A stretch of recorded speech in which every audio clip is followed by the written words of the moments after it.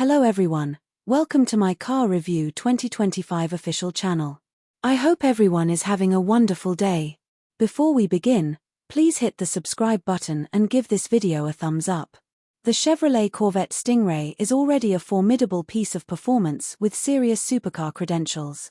On Australian roads, you'd be hard-pressed to find any need for more power, but as is the case for any high-end performance car, there's always room for more. In the case of the Corvette Z06, the more sees it given a heart transplant, with the Stingray's 6.2-litre small-block V8 swapped for a 5.5-litre unit derived from Chevrolet's Corvette racing program. In typical Chevrolet style, the new LT6 engine retains the same bore spacing as other members of the LS engine range, to keep it in the iconic small-block family, but this engine swaps pushrods for an overhead cam design and can rev to an insane peak of 8,600 RPM. Internals are strengthened, engine lubrication is via a dry sump system. All of the hallmarks of a competition-ready track weapon are there. In this case, though, you can screw number plates to it and drive it on Australian roads. Inside the cabin, while still clearly designed to eke out peak performance, come leather lines and it's stuffed with creature comforts, so don't expect the Corvette Z06 to be a one-trick track pony.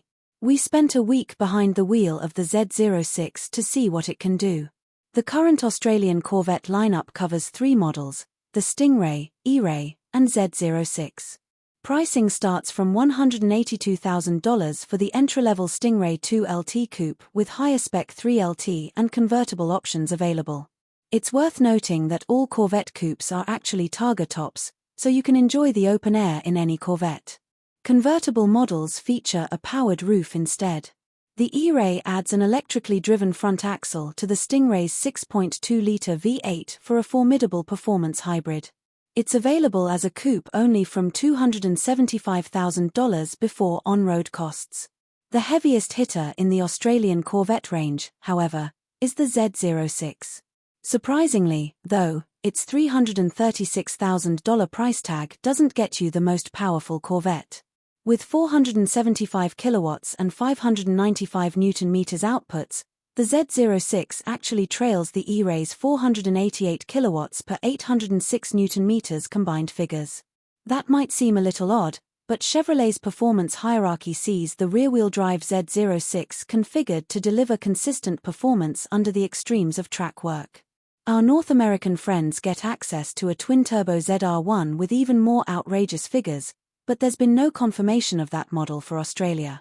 If you were cross-shopping rivals, the $336,000 Corvette Z06 shows its advantage with similarly priced rivals hard to find.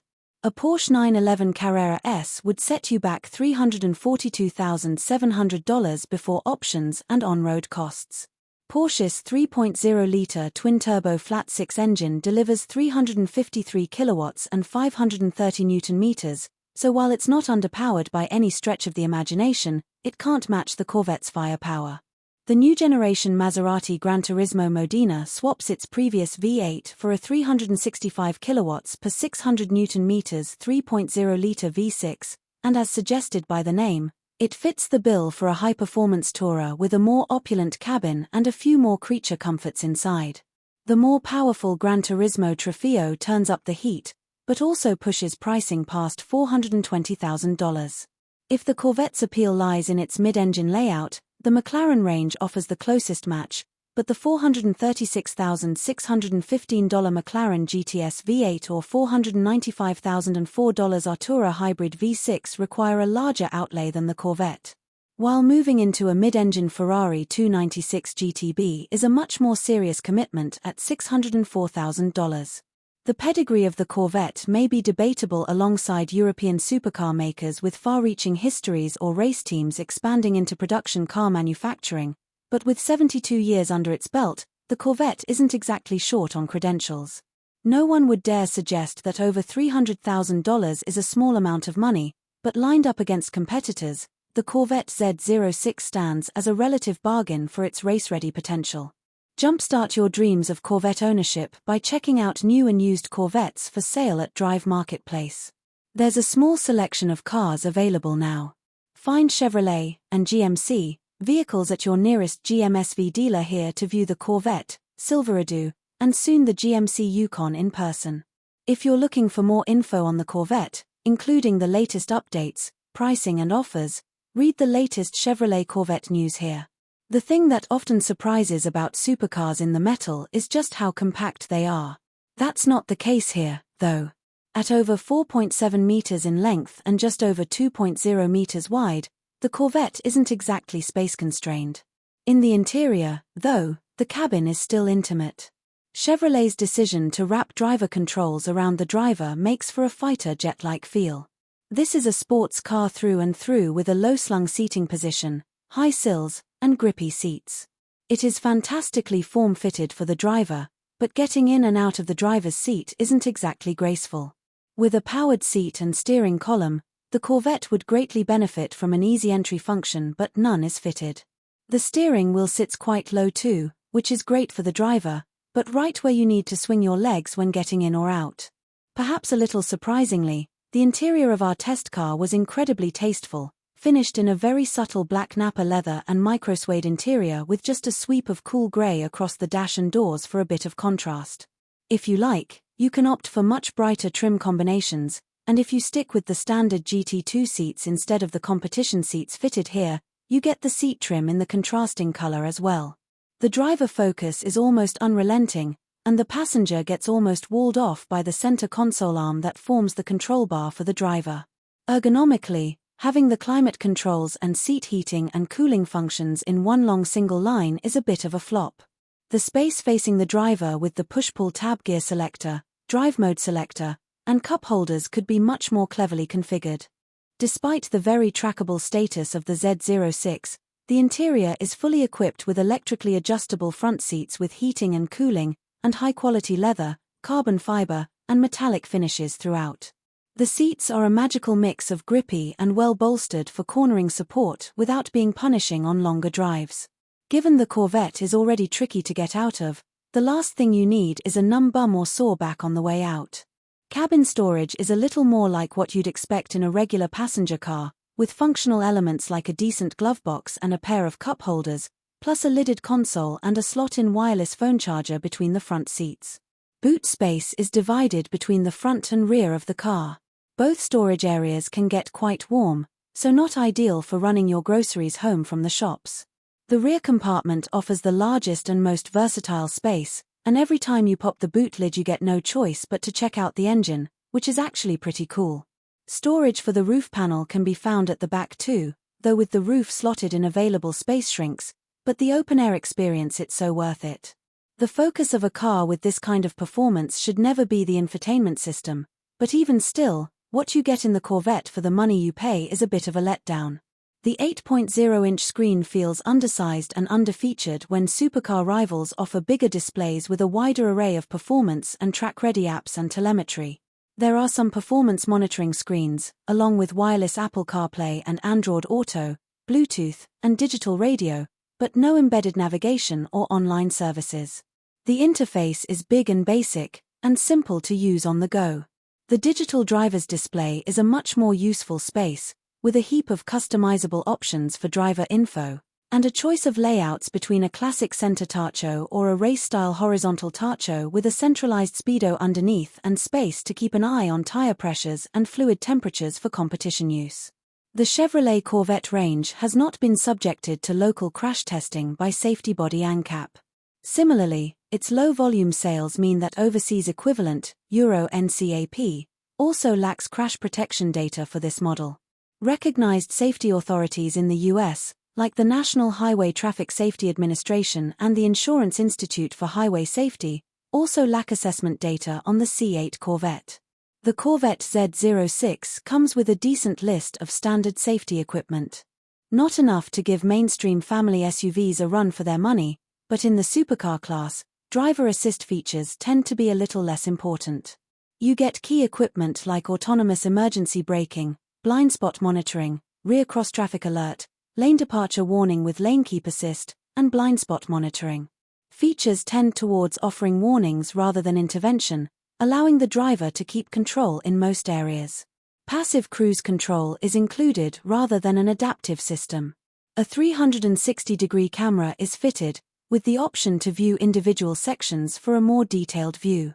While mainstream brands have nearly all moved to 5-year warranties or longer, the Chevrolet Corvette is covered for 3 years or 100,000 kilometers only. A longer warranty would give the Corvette a point of difference in the supercar market where shorter warranty terms are often still the case. A 3-year roadside assist program is also included with the vehicle. Service intervals are set at 12 months or 12,000 kilometers, whichever comes first. GMSV hasn't established a capped price service program for its range of vehicles, so costs may vary between dealers.